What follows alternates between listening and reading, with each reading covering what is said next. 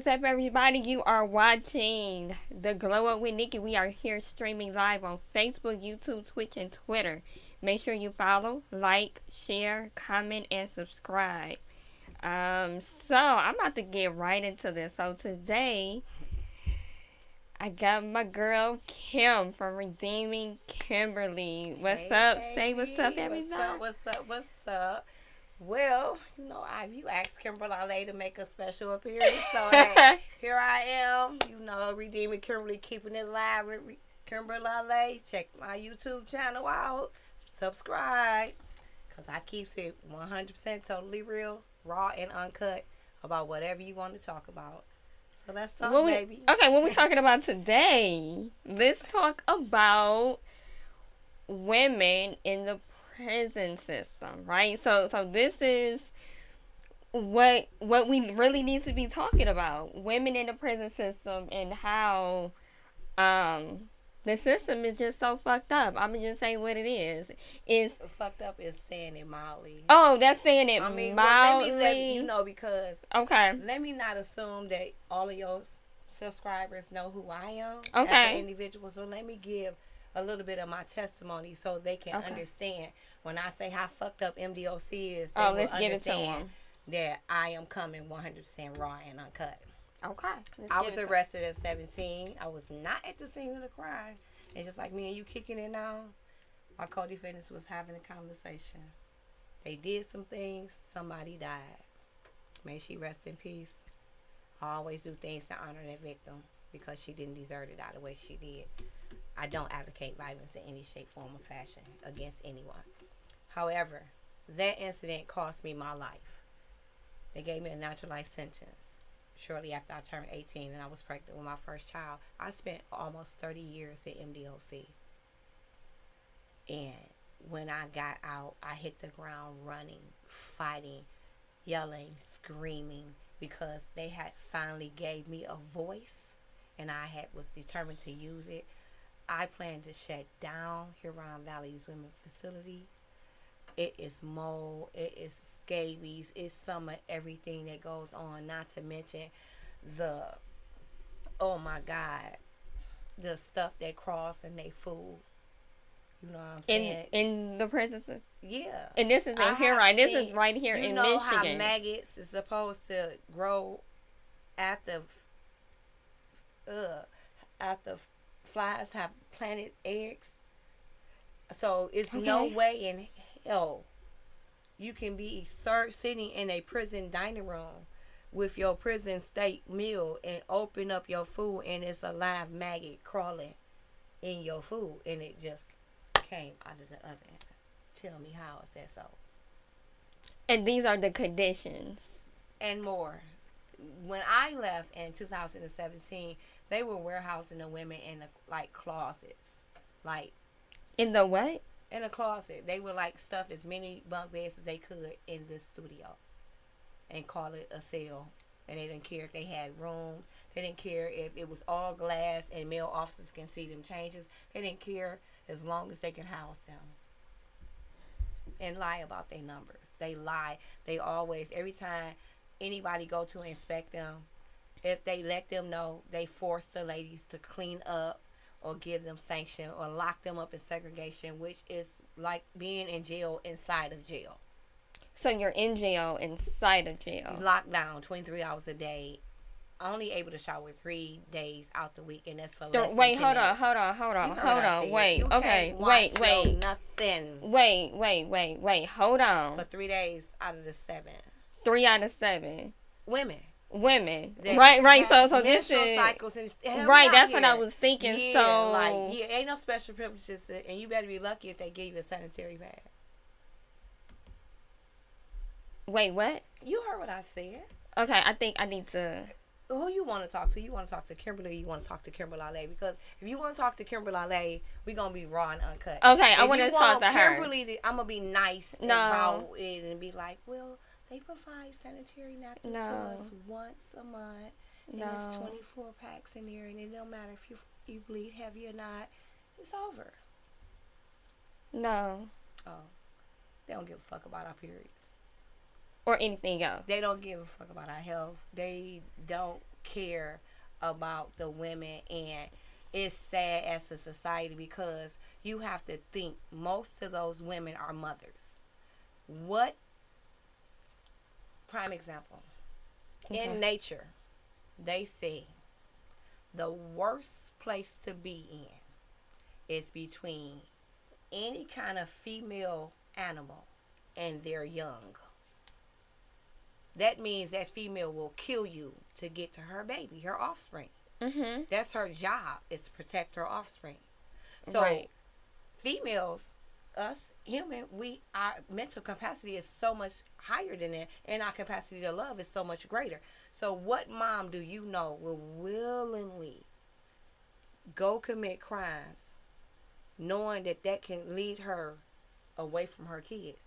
She's committing those crimes to protect those babies. Society has put her in that position, and then you take that mom and you put her in deplorable situations, and then she not only got to worry about herself, but now she got to worry about her baby since she left in society, because society don't care about them either, because they stand a 50% chance of being incarcerated once one of their parents is incarcerated. But they don't want to go there. Let me sip on that. Sip your tea. I got it for you, baby. So when we talking about like what goes on, like it's mentally exhausting and abusive. It's emotionally, mentally, just like, hugging. Mm-hmm. Women are nurturers by our fault. It's our flaw. It's just a one Right, flaw we just that like want to Creator hug gave us. everybody, and We are you know. nurturers. So you can't hug anybody in prison. That's a sexual misconduct. So if you see somebody crying and they going through something, you got to know what they going through before you hug them, because if it ain't really serious enough for the officer to say you get a pass for hugging them. But who you getting a determined what's sexual serious? The officer. Oh, they determine what's Yeah, serious, like, so 'cause you it determine can my be- emotions. It can be I miss my kid, and or I'm I PMSing haven't and I'm talked just to in my them, feelings. and I'm just in my feelings, and Okay. that don't rate a hug. But if somebody got hurt or dead, or you can be consoled at that point, but only for so long. So it's like, it's a give and take situation. It's a hostile environment for women, period, and within itself. And we really do need to find a better solution for penalizing the harm that the penal system say happened, because those archaic laws that they've had from the 1800s don't work in today's society. And what laws are those that don't? All of them. Well, yeah, I know that. Every last one of them. Every last one of them. None of them work. They're not working. They're not working because at the end of the day, we're compounding more stuff on top of more stuff and more stuff, but we're never getting to the root of it. Because guess what? If you put a person in a situation where they're desperate enough to commit a harm for someone else, why not address why they got so desperate to begin with? Because if you lock them up, make them do time, let them back out, their situation has compounded, because when they was incarcerated, they gave them no programming. They didn't give me anything to work on the individual person within itself. And that's like a very good reason why I feel like Michigan needs to get behind the Good Time Initiative, because I had a natural life sentence. So even though I qualified for Good Time, I never received it, because you don't get it with natural life sentences. But however, it allows them to be able to say, if I keep clear conduct, if I complete these programs, that I can't bullshit. Because these counselors know you in these programs, you in these groups, and you get what you get out of it. So when they evaluate you and you wasted 6 months of your life in a program, you was bullshitting, and that psychologist say you didn't Are get there shit out of it. psychologists in the Yeah. prison? What do they do? They do a lot, accordingly, I think. Obviously not. Prescribe medication. Oh, because you crazy, right? You crazy and delusional, We lock right? you up when you express your trauma. And really, most people that are incarcerated, trauma they're expressing is trauma that they had from their childhood, and they didn't learn how to express it then, and nobody has taught them now, and they're adult children. What you looking at as a full grown adult, but you haven't addressed any of the root of their situation. So how in the fuck can they be mature enough to handle the situation and you punish what you should have corrected years ago? And that keep compounding on that individual. Like a prime example, Abraham, what is this? Nathaniel Abraham, the 11-year-old. Yes. He learned how to play with guns on video games. Some rich man is still on their yacht somewhere, living life to the fullest Off from of this that video game. game. But that real life rifle thing that he learned how to shoot off of, that he simulated and felt nothing, because I've been doing this in the game. You deprogram and desensitize my kids with these video games and the images that they see that you sell us to sell your products to get richer, to be on our back. And then when our kids imitate what the fuck you taught them, you punish them and you throw them in a cage and you call them the animal. And then you have no resources for them to better themselves. No, if you're going to put mine in a cage, give them everything they need to be successful when they come out that cage. Because if you want to raise a beast, beware of what's going to happen. Because I'm a beast that's educated. But my question is, how can you rehabilitate if you're in a cage, right? Wouldn't that create more trauma? It does create trauma. And this is society's solution for it. When you break a law from the 1800s, when you break these laws that they didn't just added amendments and all that other stuff to, but at the root is all the way from the beginning of the Constitution. When you break those laws that really meant for the slave owners to be able to keep control and keep profiting on other people. Most crimes are monetary, for real. Except for when you get into the assaultiveness. But who taught us how to be assaultive? Were we all peaceful when y'all brought us from Africa? No. Were y'all peaceful when we ran away and we didn't no longer want to be a slave? Were y'all peaceful when y'all were fornicating with our women? No. So when we act like the behavior that you taught us, because that's a superior attitude, you call us animal. But it's okay for y'all, and it's always been okay, because y'all were colonizing some stuff. Well, it's time for us to colonize some shit. And I'm going to start with the penal code. I'm going to start with the penal code, and I'm going to stop, since I'm going to chip it off one by one, because it's a big-ass elephant. And I'm a little bitty person. And I don't eat meat, so it's going to take me a while. Every time I take a bite off this sucker, it's going to take me a minute. But good time is what I'm focusing on right now. And I feel like people have it misconstrued. They feel like if they make good time accessible, that it's going to be a floodgate of people getting out. No, it's not. Out of the thousands of people, you might get less than 50 people that be eligible to get out as soon as it go into effect within the first 90 days. That's it. Everybody else, they're going to have to calculate their stuff. They're going to have to go through years of misconduct, recalculate all that stuff, and then give them a new early release date. And then if they didn't have proper programming, offer those programs to them so they can take it, so that we can know that they actually worked on getting out. That's the key. We want them to have the programs to go through. Not just house them, but if you got to house them, help themselves. Give them what they need. And stop thinking about what you think an inmate need. And ask them what we fucking need. Because I could have solved a lot of MDOC problems had they just asked me, but I had a number and they didn't give a fuck about what I said. So when you had that number don't mean anything. No. Well, you don't mean anything. No, you don't. You're literally just a number. You literally a number. I couldn't walk up and say Simmons and they would have said, what? What's your number? Matter of fact, to be all right, let me tell you. I had a K Simmons lived in the unit with me, and they would send, even though numbers mattered to them, they would send each other to our visits. They would send me to her visit all the time. They would send me her to my visit all the time. But we had whole different numbers. But when we were in trouble or something, the number mattered. It's like that's how corrupt their system is. How is it that my number is so different from hers, but you sent her to my visit, and y'all ain't getting in trouble for that? But The minute if you I do do something something, reckless. I'm getting in trouble. Wow. It's like, I don't know, the whole system needs to be tore down, not reframed, not nothing, because how it was built on the back of slaves, and it was built on the mentality of keeping enslaved people. This trade, the industries, everything is slave labor for real.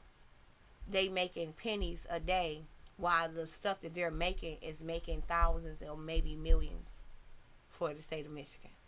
I'm going to say millions. I'm going Yeah. to say it's close to millions. Let me take this break really quick, and then I'm going to ask you a couple questions I want you to clarify.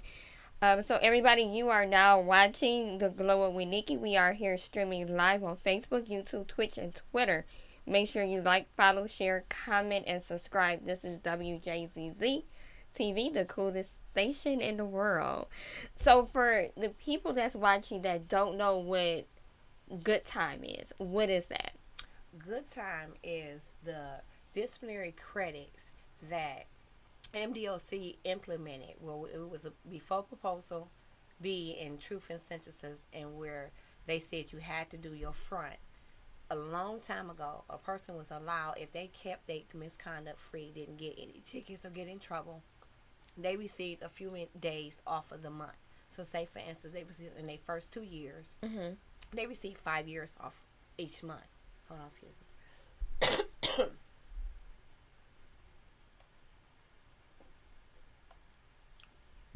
Thank y'all. Smokers coffee, y'all. Excuse me. I know y'all don't see the smoke, but I've been smoking.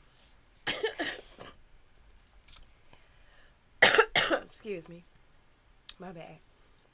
And after so many years, you get more days. And after 15 years, excuse me, shouldn't have smoked today.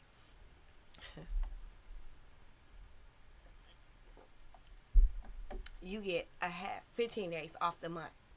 So essentially, so that's the like half person a that month has time. like basketball numbers eventually be able to weave some of that down.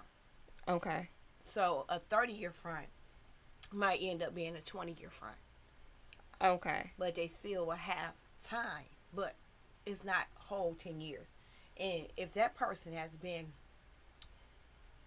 changed in 20 years and they can demonstrate that they completely have evolved into a whole person, probably someone that's even better than most people in society, if they've demonstrated that, why would you make them rot in an environment where they've gotten everything out of it? Now they're bored because they have no more education. They went as high as they can go. They've taken as many programs as they can go. So now they're just sitting there rotting and they're bored. And everything around them is negative. What do you think they're going to do for the last 10 years that they've been? Probably pop off. Exactly. They're going to learn how to be a beast again. Because they tried the good way. And it didn't reward them anything. And they go in and they say, don't get misconducts, don't do this, don't do that. But where's the incentive to work on myself? Because the hardest journey you can take is self-discovery. I've been there. I've been there a few times. I'm on a self-discovery journey now. You have to, I think you have to take one like every 10 years. You have to reinvent yourself. You have to evaluate what is important to you. Okay. And if you don't have a incentive to be better because your environment is not changing or you not getting better input, then you stun it. You're stagnated. And most people incarcerated for over 10 to 15 years are stagnated individuals that we could have released at their prime where they could have did excellent things in society. Like, I'm an example. Since I've been home, I've started redeeming Kimberly. I work for a bomb organization, Michigan Liberation. I'm affiliated with so many different wonderful groups, and I've done nothing but left positive imprints everywhere I go. You wouldn't look at me and be able to say, "Oh, she was a juvenile lifer. She did 29 years in prison." I don't exude that. I exude a woman that is concerned about her community, who wants to just keep giving and helping and healing my community. There's lots of people in there that has been redeemed and is ready to just keep moving forward. That's why I named my organization Redeeming Kimberly, because I want people to realize all of us is in the business of redeeming. So let's talk about Redeeming Kimberly. You know, how did it become a thing, like an actual organization, other than just, hey, I'm redeeming myself? Well, when I first came home, luckily I had a very supporting, loving support group. However, a few of my friends did not. And at first I wasn't even thinking about working. I was really had been away from my family for so long, and I had some grandnieces. I had a 5-month-old grandniece, and I just was enjoying life. So I really wasn't had a lot of concerns like other people that had just recently got out. And I didn't realize how blessed I was until people start reaching out to me. And I couldn't bless them the way I wanted to, like I was normally. I was always a giver. I've always been a giver. But I didn't have any personal resources of my own. Everybody was just giving me. I was, all my needs were provided. So I didn't really think of, oh, I need $10 because somebody else might need it. And until my people started reaching out to me, and all the resource packages that they had gave me, I had never needed to use them. So I started calling, trying to help other people. And it was difficult to find the help or what people said they was. And then I realized the way I can help other people was through my connections that I had with people that I knew from my community, or from like this person at church or that person at the gym or something of that nature. So I was like, wow, you have to know somebody to really get the resources. How would somebody that has been did 20 years plus incarcerated know who to know out here in order to get resources to be successful to complete parole? So I decided that I was going to be that person that everybody get to know. And I was going to be the one to search and connect and build bridges with all the different resources, so that every person that wants to successfully complete parole can do that. And I offer wraparound services to individuals so that they can. As a matter of fact, Redeeming Kimberly was given an awesome donation from the National Council of Formerly Incarcerated Women and Girls. And Jane James organization. I will have a hydroponic farm that I'm currently looking for land right now in Detroit. So if you have any ideas on land for sale, let me know. I have 2 hydroponic farms, and I'm looking to open up a daycare, affordable daycare for single moms, so they won't have to worry about it. Because I know, as I was separated from my husband for a minute, I'll just be real. My sister was killed last year, October the 10th, in a domestic violence situation. Her husband killed her, and he killed himself. I met my husband through them. And pain that you're going to find fault. You're going to hurt people. And I pushed him away. And I almost lost my husband in my marriage. And in that separation, I became a single mom.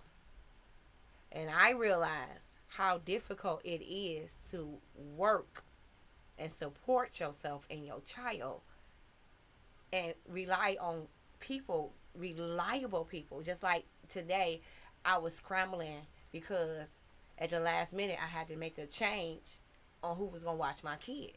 You know what I'm saying? So it's like, because my schedule is so off, so I want to be able to provide a daycare for people, organizers, or people that have schedules that like on the go all the time. They don't have a 9 to 5 where they can actually tell the daycare, yeah, on Monday I'm going to do da-da-da-da for these 8 hours. Well, I may have to work Monday night. I need something so your daycare will be 24 hours? Not really 24 hours, but it will be as need, and I will try to like build a community of single moms. So if I'm not open, someone that is certified and trustworthy, that y'all have had mommy dates together. Because I want, on their off days, I want moms to come in and be in picnics and things and go on trips, so that we can be a family, a real community. So therefore, if it's not open, someone can watch your kid for you for an hour. So you're building a village. Yes. And I want to like surround the farm with like the women and the kids and everybody in that circle. I want to know they by name. And I want to know the women to know me. And I want them to be able to come to the farm and get organic food and vegetables and say, I don't have enough food. Here you go. Or no, they can come. I need clothes. Here you go. It's a safe haven for women, as well as returning citizens. Okay. So, and I think it's something that, many have talked about. Of course, it doesn't really exist in today's time, whereas the community pretty much has each other's back, because the community is no longer the community, it's more so the hood, right? And everybody is on their own, doing their own thing, and it kind of sucks to be you and deal with it, right? Why? I mean, because I've been asking that question since I came home. How long have you been home? 4 years.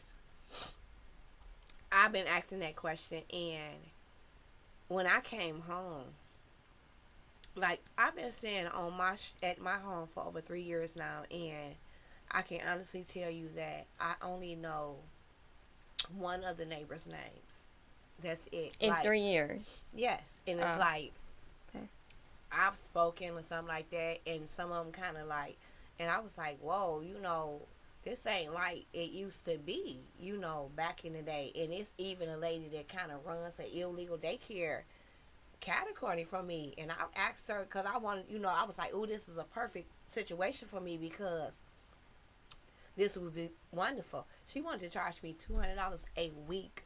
I wasn't even making that much myself. I was like, oh, so I'm going to be working to pay you. No. Because that's what's going to happen. The check I get, I'm going to take a few dollars out and give you the rest. That's not happening. Yeah. So it sounds like, your daycare is going to be affordable. Yes. Reasonable. Reasonable. I don't understand, if you really in the business of taking care of people and nurturing somebody, why are you trying to get rich? Because if you serving your purpose, everything you need is going to be given to you. The whole concept of it's profit over people. And that's the way. Why? I know. Why have we as a people bought into their thing? They put profit over people with us. And now we're putting profit over people over us. And they wonder why. And then that's another thing too. This is Kimberly. I gotta get on my soapbox, because I just thought about this. Okay. Why is this? She done put her hand on her hip, though. Most black people that own businesses, have the most funkiest attitudes when you come into their establishment. If you are in the seriously. Okay. No, seriously. If you are serving something to your community, whether it be food, whatever you service you give, your customer first is always right. You need that customer, and most of us, and I've seen it, you treat every individual like, well, I don't need her business. But yes, you do need my business, because you never know who I'm connected to.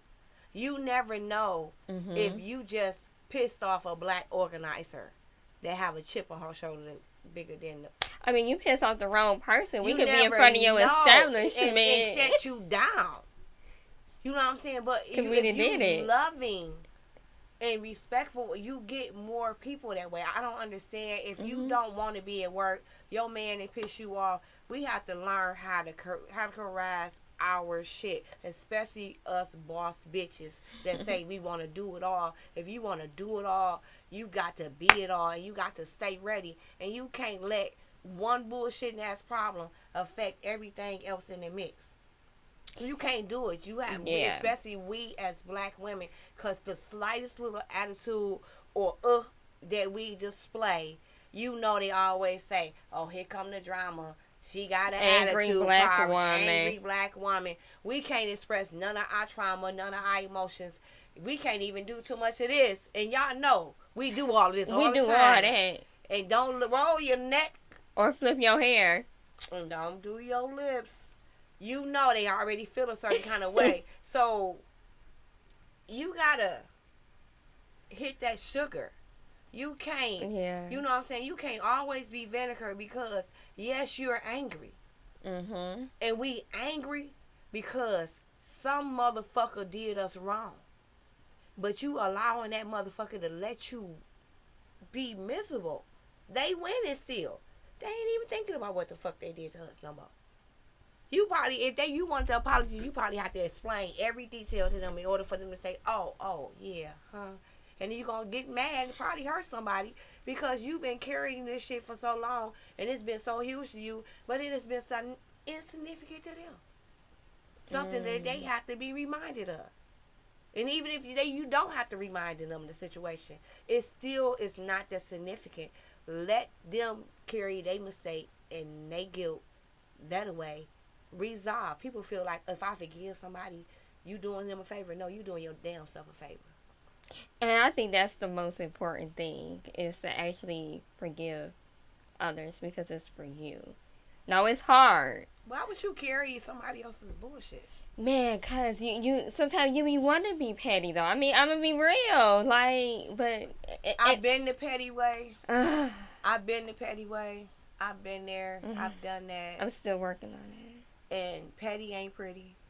I'm still working on it. And guess what? Boss up, when you say it's so beneath me, I ain't got time to be petty. I have so much energy to focus on all of my positiveness. I refuse to give you an iota of any of my energy for your negativity. So why be petty? Right. Rise above that. That's not pretty. I wish I would. You know what? Let me tell you. Oh. Everyone, thank you for watching. You are watching the Glow Up with Nikki. We are here streaming live on Facebook, YouTube, Twitch, and Twitter. Make sure you like, follow, share, comment, and subscribe. This is Wjzz Cool TV, the coolest station in the world. If you are just tuning in, I am talking to my girl, Kimberly. That's her alter ego. That's the other side of her. Yeah, we are talking all things. Kimberly is keeping it real. She's keeping it real. We're talking about women in the prison system and what happened, what it looks like before, during, and after. So now we're actually talking about the aftermath of the prison system. Once you get out, the readjustment, adjusting back to life, adjusting back to society. I tell everybody now, and they look at me crazy because I came home and less than 2 months I was with my husband and I jumped straight into, but in the course of the 6 months that we were separated, I did a lot of self-reflecting and stuff, and I realized that, one, they were right when they say don't get into a relationship. And I'm not saying that because I don't want nobody to be happy. I'm saying that because I don't want people to make mistakes. You have to, especially if you've been gone over more than 5 years, you have to figure out, because you have adjusted yourself to prison life. You have become whatever number. Whoever. You know, 1, 2, 3, 4, 5, 6. That's the number you became. And you lived in that identity until you walk out. And then you on paper, so you partially that identity. And the fact that you report, and each time you report, you got to write that 195. Bam. You got to write it down. That's a problem. your mind don't know which reality you want to be in. So before you can shift completely into where you at and work on who you are and become the individual that's free. And I made the mistake of taking myself out of one situation and putting myself into another institution. The institution of marriage.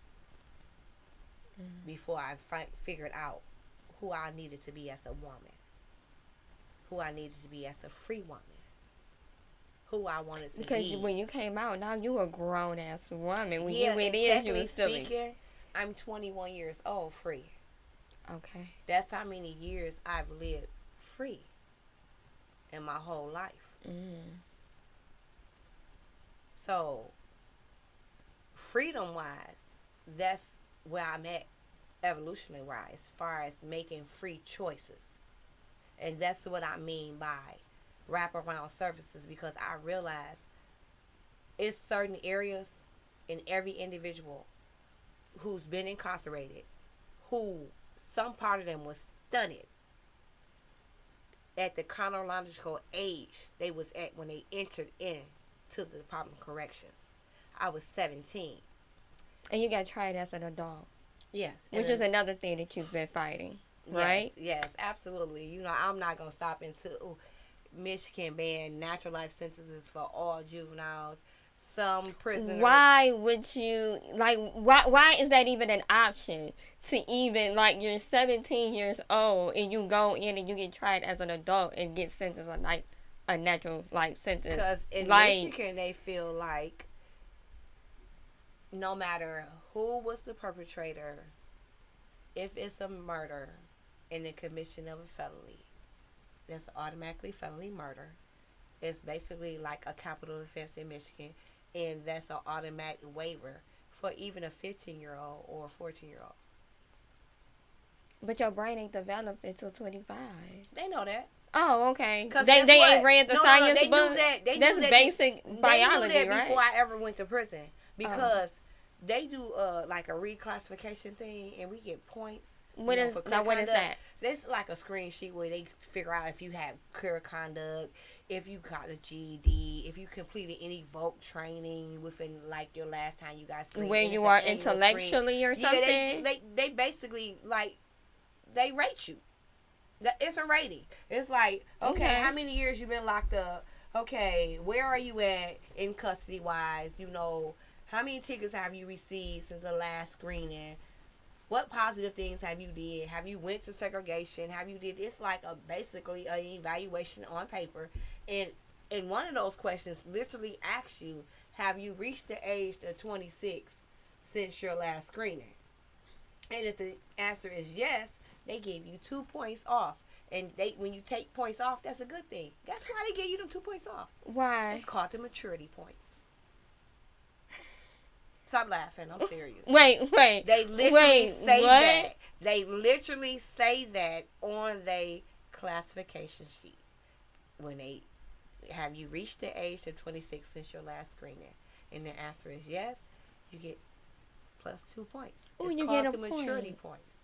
You get 2 points taken off. Yes. Yay. I'm mature. But you treated me like an adult for 8 years now. But now you find. Now I'm mature. Now you grown. I'm grown now. But I've been in your prison for almost 8 years. Being treated as if you're grown. Yeah. So you're 17 and you're in the same population with someone that's 30, right? But in real life, you know, like, you can't mix a minor and a legal adult in the same baby. Now little... they separate them. They separate them now. Oh, they do? Yeah. They have special things. They have PREA and play and everything. You know what I'm saying? You know, they don't put people that's been molested as kids with child molesters. They don't do that kind of stuff now. You know, they used to back in the day. They didn't care. They didn't ask none of them questions. They didn't care if a person had been molested all their life and this person is doing 90 years for molesting people. They don't care. They you bunkies. Oh. And this is the person touching you in your sleep. You either whoop her ass or take it. I whooped a lot of ass.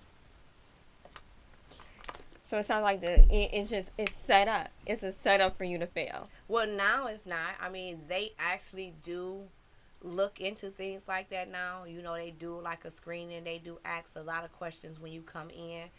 They do have a good skeleton for a wonderful premise for a wonderful, wonderful rehabilitation program. If they let returning citizens or actual people that they're housing at the moment come up with the concepts and tell them the methodology and what they gonna come up with, and I bet you the turnaround within 5 years they will be unbelievable. They will be like the citizen rate will drop if you really put in the money and the resources and listen to the people. I'm a firm believer that the closest people to the problem is the closest to the solution. But I can't even remember who said it, because like my boss Nick is Buckingham. He always say, you know, they the furthest from the solution. I get it, and it's like one of my favorite quotes now. By the way, forgive me if I we messed love the quote Nick up. though. Oh yeah, Nick. I'm sorry if I messed the quote up, because that's one of your favorite quotes too. But you know what I'm saying? He always say that, and it has stuck in my head because it is true. Why is that? Why don't we come up with the solutions for our problems? But why? that makes Because we sense, don't have money. though. Because we don't have the money. And the ones with the money, they want to make all the decisions based on my problem, but you're not giving me any input. But you don't know anything. And then you outside looking in, thinking you know my problem, and you have not, and you can't even begin to weigh 1/10 of the burden that's on my shoulders. And you know what? Like, that brings me to this. You know, this is the thing that, like, irritates me. It just, like, pisses me off, right? Again, you have so many different populations, right? And then you have these individuals that read something in a book, and now they're a master or an expert because they're a PhD, right? I have the PhD. Right. You know, you done went to school for 20 years, and now you think I lived it you for didn't 29 years. Exactly. So who's best? Me. And that's why they should come see KJ Consulting. I'm your criminal justice lead, baby. I will be on your panel, your committee, or I will help you write your programs. I definitely will. Hook me up. You know, and it's just... I know what's going on in it. You have to. And what rehabilitation really needs. Those who went through it. You need that voice at the table, or your solutions is going to continue to be watered down, put a band-aid on a damn type solutions, and it's a waste of resources when you can just step back and say, I am not equipped to handle this, but I know who we are, and let's invite them to the table and see how much money they need for the programs they come up with, and just give it to them and run it. But that ain't happening, because now it's a matter of you have to build your own organization, and I know that I've been have doing the support Kimberly by myself for 3 years now. For 3 years, one woman show. I've never had any funding from anybody, and but I have yet not these turned other away of one person that helped me. I haven't been able to pay people rents and everything else. Wow. I have did the things I can out of my own pocket, and generous people like say for instance, one of my returning citizens call and say da da da da da. I get on the horn and I say, y'all, I got one of our people's, they down, they need da da da da. And I have bros or whatever. I say, this is what I got. This is what I need. And I can get you this. Sometimes I don't need but 2 phone calls, and they rent is paid. You know what I'm saying? But yet, I think the thing is, you have so many organizations that makes them jump through hoops, and 9 times out of 10, or they're getting all of this money and don't know what they doing. No, 9 times out of 10, we don't qualify.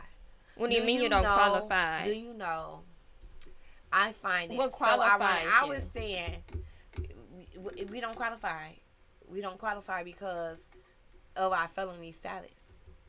There's a lot Girl. of things that after you do time, you are still excluded and you are still mistreated.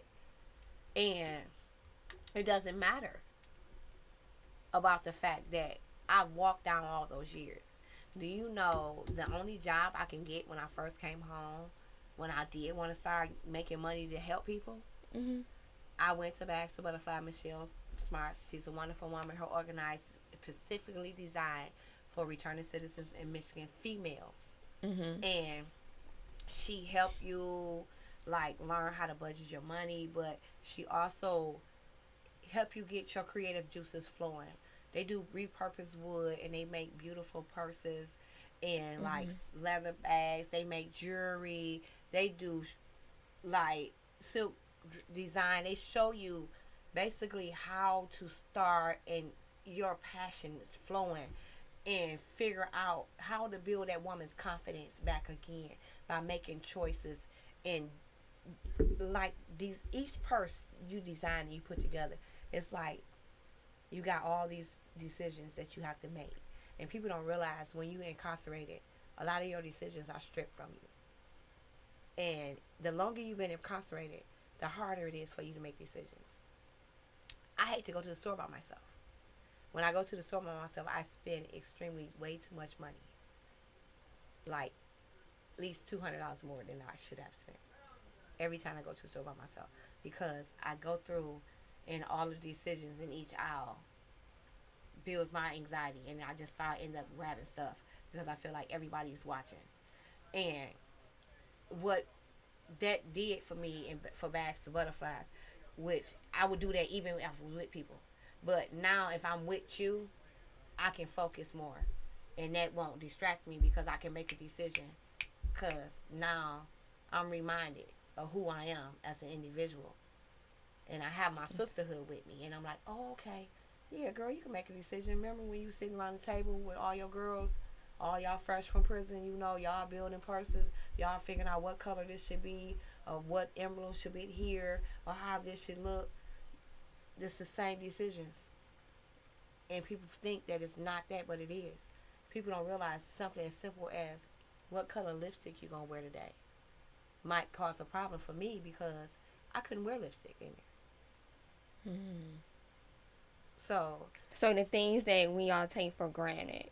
yeah, it's like you don't know. So it's like Redeeming Kimberly is there to help them navigate those things, and somebody can come to me and I can send them to Michelle Smart. Oh, here, baby, this is who you need right here. Go to Michelle Smart. She's not only gonna pay you, you're gonna have a real job. She's gonna pay you, but all these other things is gonna fall into play, and I know she's safe. I can send someone to Nation Outside, and I know they will be taken care of. I can send someone over to us. Come over, see me at Michigan Liberation, and we're gonna fight these issues for you, because I've made the connection. But me as an individual and Redeeming Kimberly as a org made the connections with people to be able to help the returning citizen navigate through life and be able to connect to funnel all of that energy that they have, because they have a lot of pent up energy and it has to be focused in a positive direction. And you have to remember, a lot of them is sitting around, and I'm not gonna lie to you and say there was a lot of times where I've been close to thinking about hitting the streets, and when I mean hit the streets, I mean do some Hit crimes. the street. You know what I'm saying? It was like, it's got to be a better way, because when I really wanted to get out there and like say I wanted to see, it was difficult. It was difficult. I was like, if I was really pregnant and didn't have nowhere to go, because I didn't want to marry my baby daddy at the time. I didn't want, but I didn't, how was I not supposed to marry him when it was either that, stay with my mom and force her to take care of a situation, because no one was trying to hire. The most I was getting was $800 some for be a housekeeper. You know what I'm saying? That's not enough to take care. That's not enough to pay rent. That's, you know, it was like those kind of situations that they don't understand, that people have to force themselves in. And I wanted to try to find another way because I felt like this man who was only trying to be good to me and was there for me probably wasn't signed up for all that.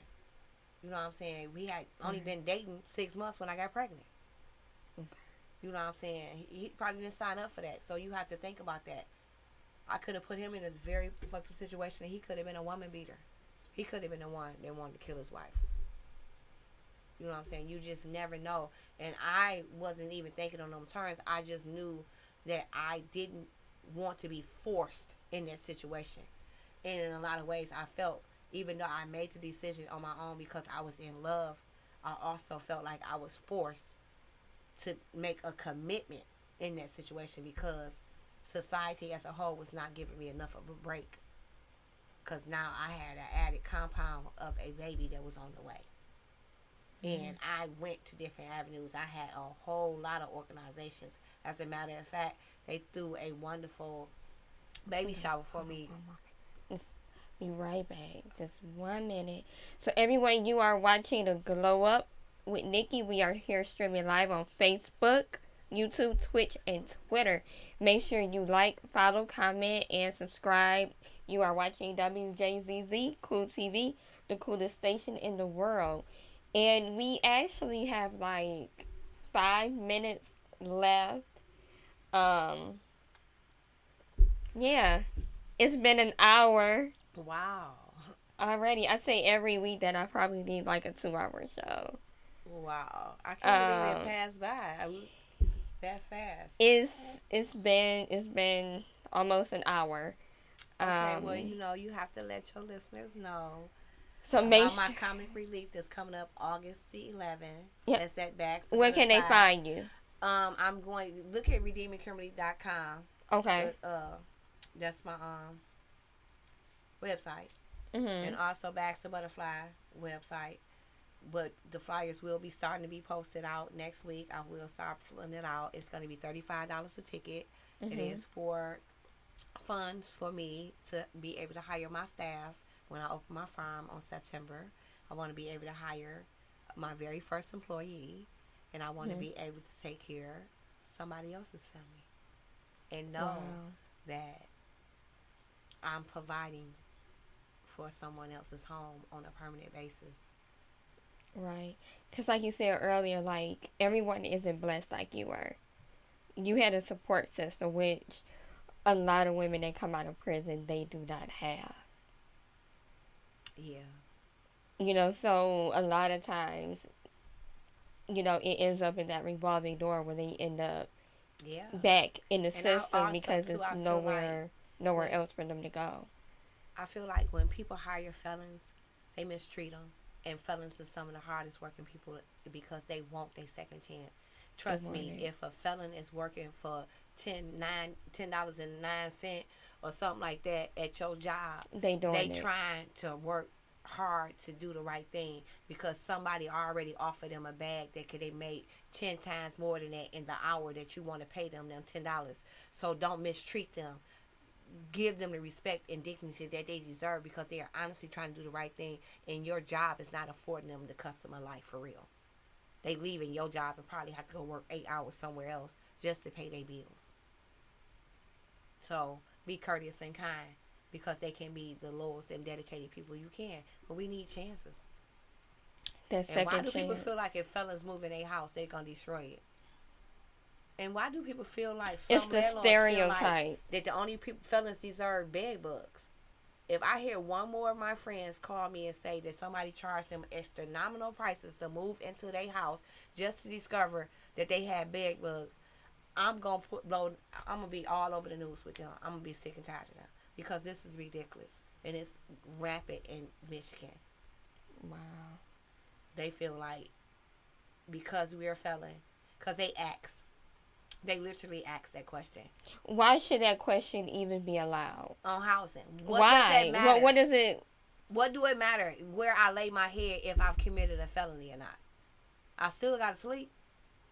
And if it's my home, I'm going to take care of my home. But if you're not, then you end up on the street, leading you to commit more crime, right? Exactly. So because you're in survival mode, you're in the survival of the fittest. Like, what do? You got to pick your battle. What do you do when you're in the elements? You run to get out the elements. You do what you got to do. And you got to hit the block. Is going to do what? Survive. They got to survive. So and either you give me the opportunity, or you create a beast. You're gonna have a beast. If you allow me to be tamed, tame myself, because no one will ever be able to tame me. If you allow me to tame myself and give me what I need to move forward, then it'll be okay.